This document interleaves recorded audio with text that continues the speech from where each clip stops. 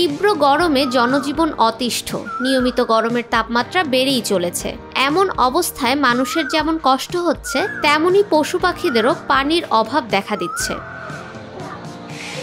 এই কথা চিন্তা করে নড়াইলের আশিকুর রহমান সৌরভ ও তার টিম পাখিদের পানির অভাব দূর করতে নড়াইল সদরের বিভিন্ন গাছে পাখিদের জন্য গাছে পানির বোতল এবং স্যালাইন পানি বেঁধে দেন।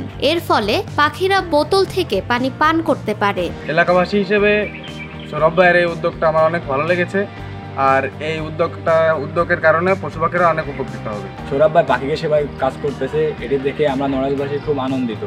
ভবিষ্যতে আমরা সৌরভ ভাইয়ের সাথে কাজ করব। সৌরভের সঙ্গে কথা বলে জানা যায়, প্রতি বছর গ্রীষ্মকালে সে এবং তার টিম এই কাজ করে। এই বছরও কাজটি করা হচ্ছে। ছোট প্রয়াস ছিল, সেটি হচ্ছে আমরা বিভিন্ন গাছে বোতল বাঁধছিলাম এবং বোতলের ভিতর পানি দিচ্ছিলাম, যাতে পাখি আছে যারা বা ছোট ছোট ক্ষুদ্র প্রাণী আছে যেমন পিঁপড়া, এই ধরনের প্রাণীরা যারা গাছে বসবাস করে তারা পানি খেতে পারে। সেই জন্য আমরা চেষ্টা করেছি আজকে গাছে গাছে বোতল বেঁধে পানি দেওয়ার জন্য।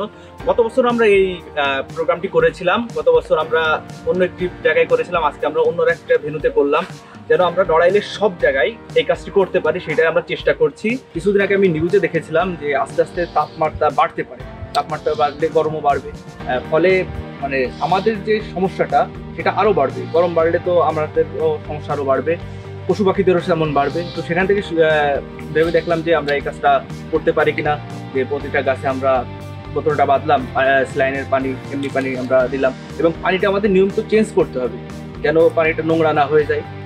সেই জায়গা থেকে আমরা কাজটি শুরু করি, তো সেইভাবে কাজটি চলছে। আশা করি পুরো নড়াইলে কাজটি আমরা করতে পারবো। সৌরভ এবং তার সংগঠনটি অনলাইন সেফটি নিয়ে কাজ করলেও প্রায় তারা মাঠ পর্যায়ের বিভিন্ন কাজে অংশ নিয়ে থাকে।